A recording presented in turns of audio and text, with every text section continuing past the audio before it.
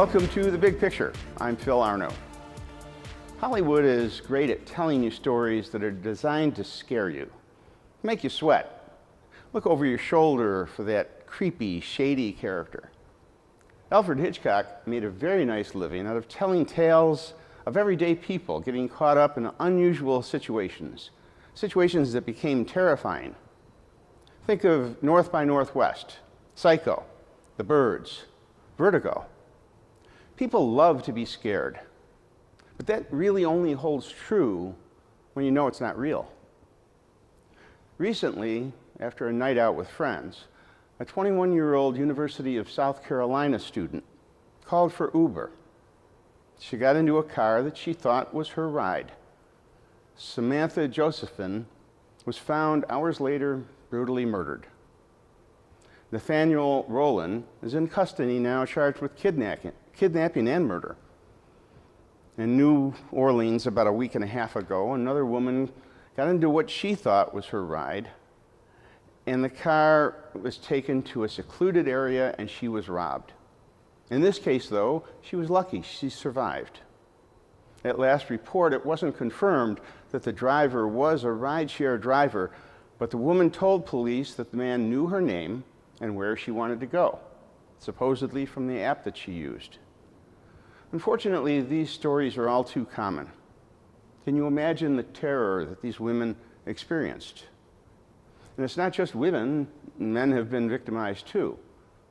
Ride sharing, is it more inherently dangerous than the old-fashioned grabbing a cab? To be fair, there have been studies comparing taxi services with ride sharing, and mostly these studies have been inconclusive. Cabs have had their problems over the past, so what are you supposed to do? What are you supposed to believe?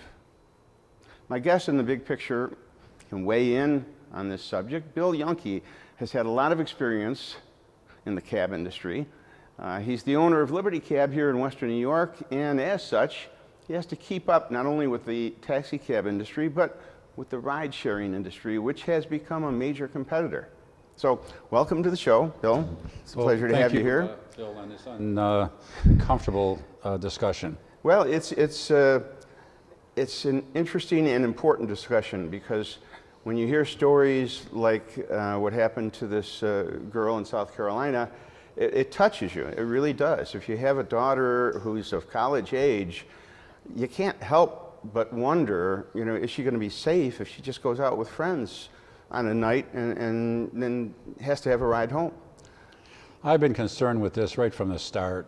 Unfortunately, it took this event, this death, to bring it to the national picture that everybody can see what could happen. I mean, in Buffalo, the same thing could happen here. We have a very busy theater district down on Chippewa Street. They could have called a ride-sharing company. You can go out and buy that sticker on that window for about $1.50. And, you had a few drinks and a car pulls up. You might just say, hey, that's my ride, and get in, not knowing who that driver really is.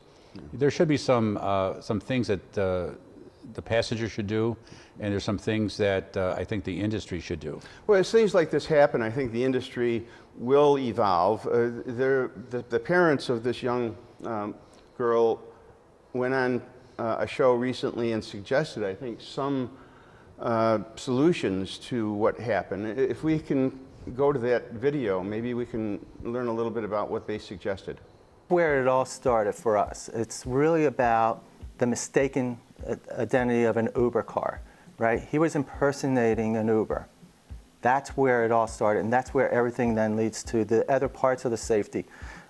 That car was not identified, had nothing on there that we know if it was an Uber.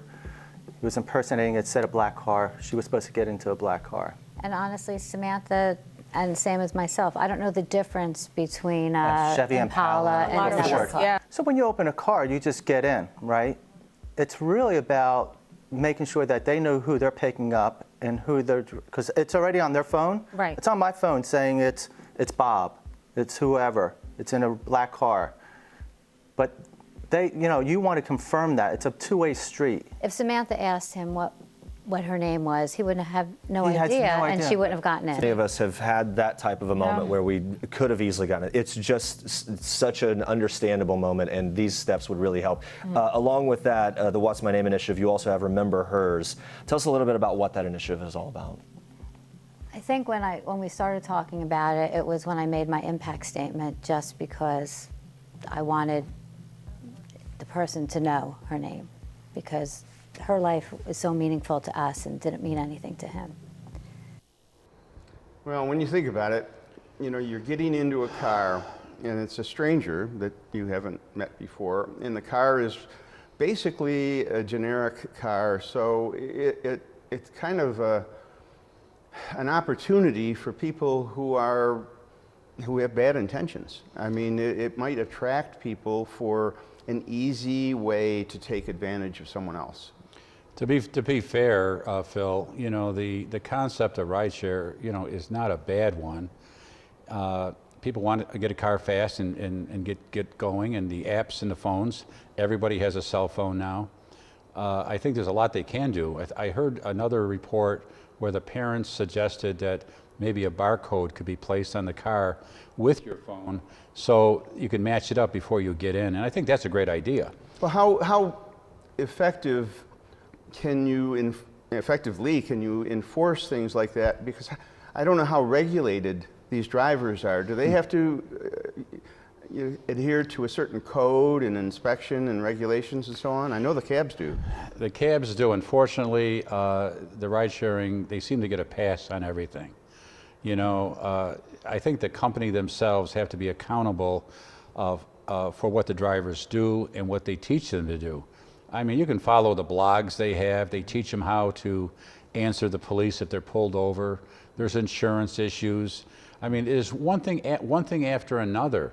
And you know, there's cases all over the country. So they're doing stuff. I mean, they're picking up people. They're charging them. If that doesn't sound like a taxi cab, I don't know what it is. But the playing field is not level, because you guys, the taxi industry, you have very strict regulations. Let's talk about Buffalo. Here in Buffalo, you know, we have to go for an annual inspection every year. They test our cars for safety. New York State inspection sticker, of course, has to be inspected within 6 months. And so we have to jump through hoops. And a lot of people in the industry are saying, wait a minute, maybe I shouldn't be doing taxis no more. Maybe there's less regulation. I'll put my own car on and I'll just pick up people. And that's what's happening. So the level of the driver is coming down, even here in Western New York.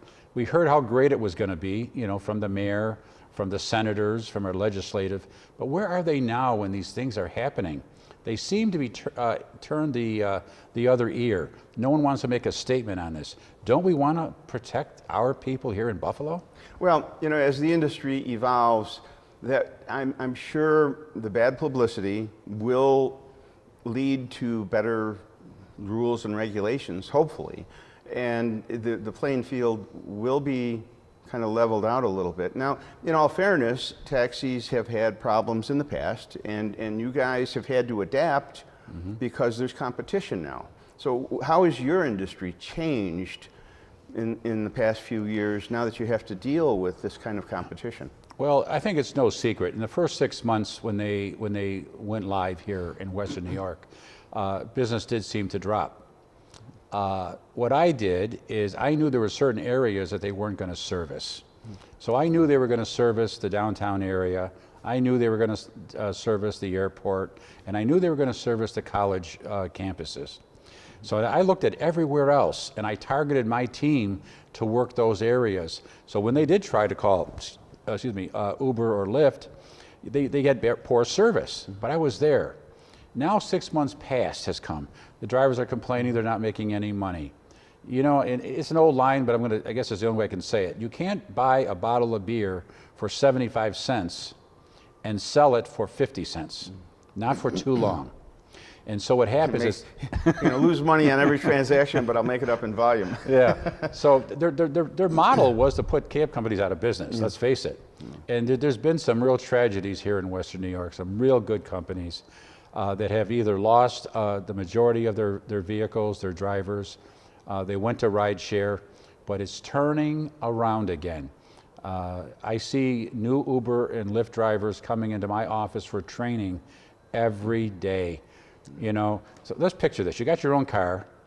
They think they're making money when they first start. All of a sudden, they got to start replacing tires, transmissions. They're having accidents.